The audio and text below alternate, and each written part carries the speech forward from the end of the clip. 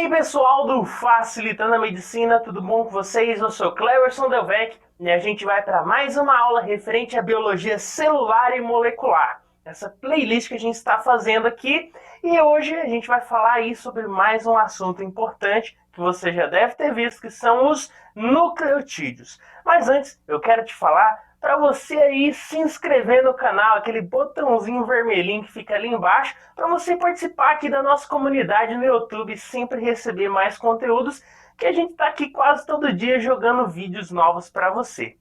Então, vamos ao que interessa. Hoje vamos falar aí dos nucleotídeos, como já te falei, e a gente vai entrar um pouquinho da estrutura do DNA. Claro, em outros vídeos, no próximo vídeo, já vamos falar diretamente de DNA.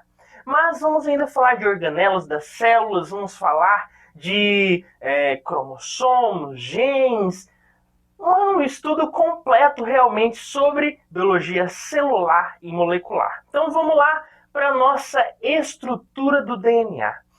Hoje, especificamente o nucleotídeo. Quando nós falamos de DNA e também o RNA, esses ácidos nucleicos, nós devemos lembrar do nucleotídeo. Então, o que seria um nucleotídeo? Um nucleotídeo, ele seria uma subunidade, ele seria como uma peça que faz parte da montagem do DNA e do RNA, ou seja, dos ácidos nucleicos.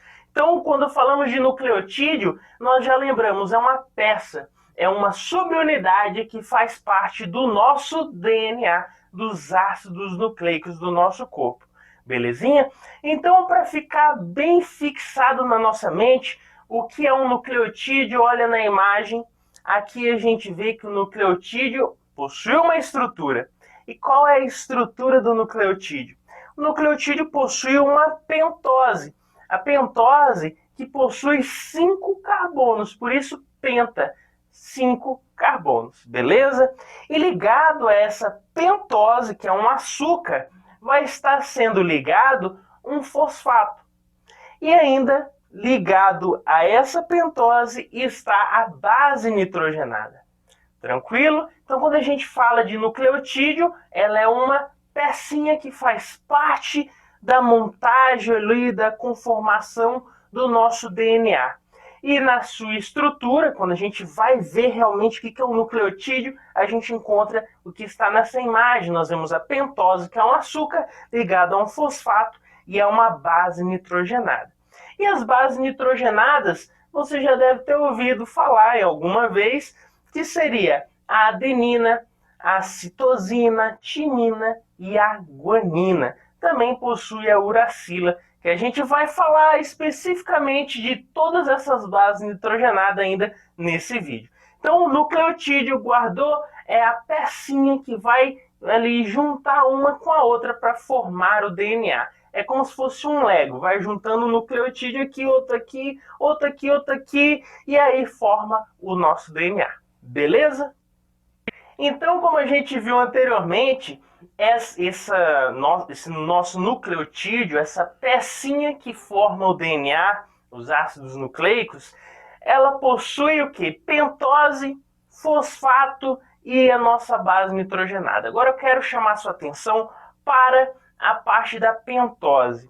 Essa pentose, esse açúcar que a gente viu que tem 5 carbonos, ela pode ser uma ribose ou uma desoxirribose. E o que vai determinar isso? Simples. A gente vê aqui nessa imagem o quê? Uma grande diferença estrutural. Uma vai ser ribose e a outra vai ser uma desoxirribose. Então, o que vai diferenciar? Olha, uma a gente vê que tem 5 carbonos. Olha essa outra imagem aqui, fica bem melhor. Em roxinho, azul, não sou muito bom com cores, mas dá para diferenciar. Em roxinho sinaliza os carbonos, são 5 carbonos. E as hidroxilas, uma vai ter 4 hidroxilas e a outra possui 5 carbonos e 3 hidroxilas. Então aqui a gente já captou uma coisa. O que vai diferenciar uma ribose de uma desoxirribose vai ser o número de hidroxilas, porque o de carbono é o mesmo, 5 nas duas. Então vamos lá. Quem seria a ribose? A ribose seria a que possui 5 carbonos e 4 hidroxilas. Então, quando a gente vê aí uma ribose, ela vai ter 5 carbonos e 4 hidroxilas. E ela vai estar dando origem ao que a gente fala RNA. Beleza? Já o outro aqui do outro lado, a gente vê que tem 5 carbonos e 3 hidroxilas. E essa é a desoxirribose, que, por sinal, dará origem ao nosso famoso DNA. Beleza? Então, tem essa diferenciação. Você viu que uma hidroxila, um OH aí faz toda a diferença? Então, quando você fala, olha, qual a diferença e tal estrutural de um DNA para um RNA? Você já sabe uma, que é a presença de uma hidroxila nesse açúcar, nessa pentose do nucleotídeo, que o nosso RNA possui uma hidroxila a mais nessa pentose e o nosso DNA, essa desoxirribose, possui uma hidroxila a menos, ou seja, apenas 3 hidroxilas com os seus 5 carbonos. Então a gente já falou aqui de quem? Do açúcar, a pentose desse nucleotídeo. Estamos falando da estrutura do nucleotídeo. E quem é o nucleotídeo, que a gente já falou? É a pecinha estrutural. A gente vai ver mais à frente, mas é aquela que vai ligar uma a outra, uma a outra, uma a outra, até formar o DNA. Beleza? Então, a gente viu que temos uma pentose, olha aqui a imagem de novo, a pentose, o fosfato e a base nitrogenada. Você vai dormir com essa imagem aqui. Então, olha lá, a gente já falou da pentose. Tem o fosfato e a base nitrogenada. A base nitrogenada, vamos falar um pouquinho dela.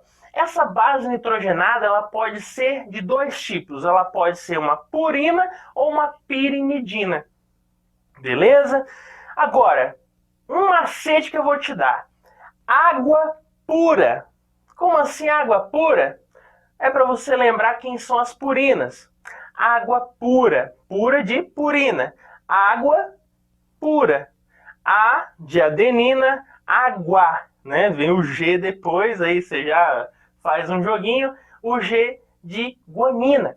Então, beleza. Água pura. Ou você pode falar também água de adenina e gelo de guanina são puros. Beleza? Mas eu prefiro o água pura. Então, purina seria adenina e guanina. Fica aí o macete, água pura, tá? Não é tão bom assim, mas às vezes ajuda ali na hora da prova. E pirimidinas, cetepira. Eita lasqueira, né? Cetepira. Pira, né, de pirimidinas, C de citosina, timina seria a CT, o T de timina. E ainda tem a uracila. Beleza? Então fica aí água pura, cetepira. Água pura, purina, adenina, guanina. E cetepira, pirimidina, timina, citosina e a uracila. Belezinha? Agora, uma coisa que eu quero destacar para você. Timina, ela só está presente em DNA. Não tem RNA. E a uracila, ela só está no RNA, exclusivo do RNA. O nosso DNA não tem uracila. Esquece uracila em DNA. Beleza? Então, timina está em DNA somente e uracila somente em RNA. Belezinha? E agora a gente vai entender basicamente como que o nucleotídeo vai formar o DNA. Pense assim, o DNA ele vai ser ali formado por várias pecinhas e essas pecinhas são os nucleotídeos. Então, olha na imagem. Aqui a gente vê vários nucleotídeos. Lembra da estrutura? Pois é, ali a pentose, o fosfato, base nitrogenada. Pentose, fosfato, base nitrogenada. Pentose, fosfato e base nitrogenada. Beleza? Então são várias pecinhas, vários nucleotídeos que juntos, unidos, formarão o DNA. Beleza? Claro, com vários processos ali, várias ligações específicas e tal, que a gente vai entender no próximo vídeo, que vamos falar só de DNA. Belezinha? Então aqui já é um pitaco para você entender quando falarmos do DNA.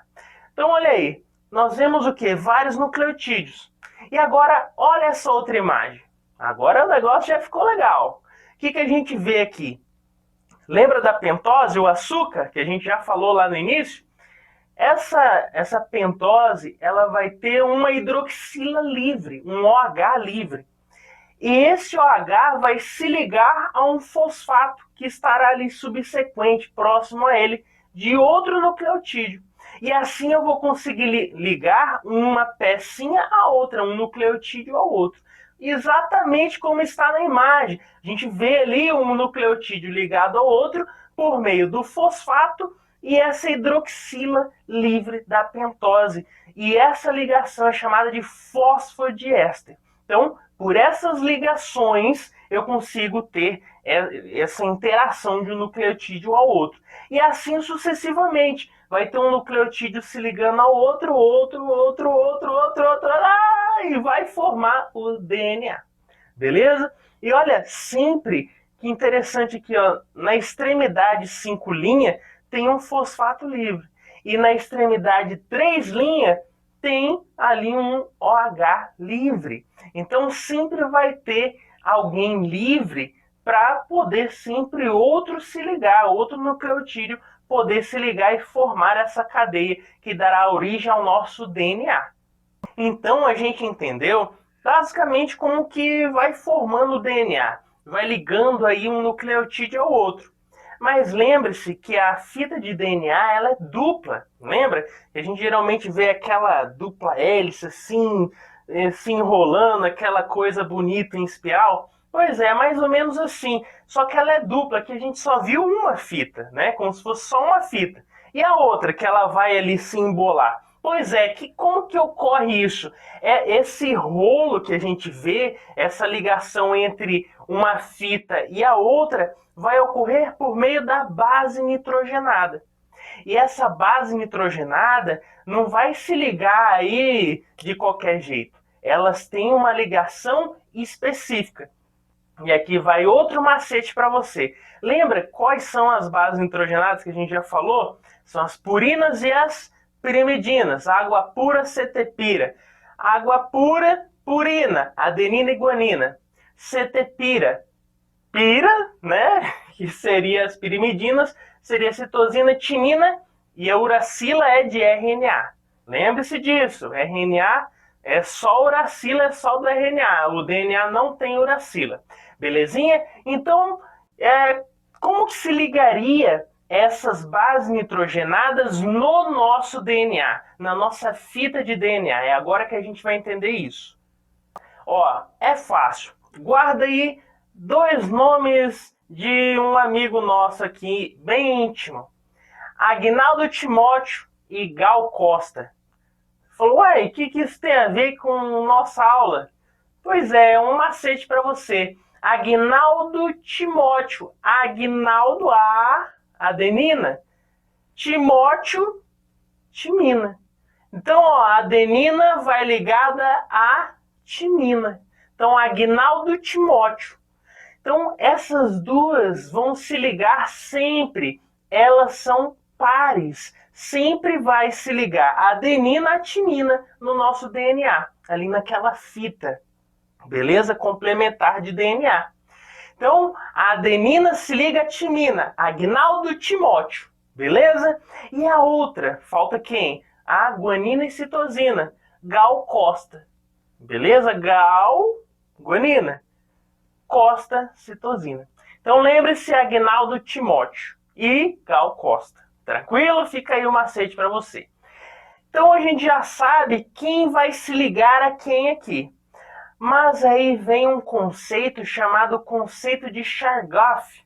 Esse conceito de Chargaff, ele fala assim, que elas se ligam especificamente uma a outra, como a gente falou, a adenina só se liga à timina. E a guanina só se liga à citosina. Gal Costa, Agnaldo Timóteo. Beleza?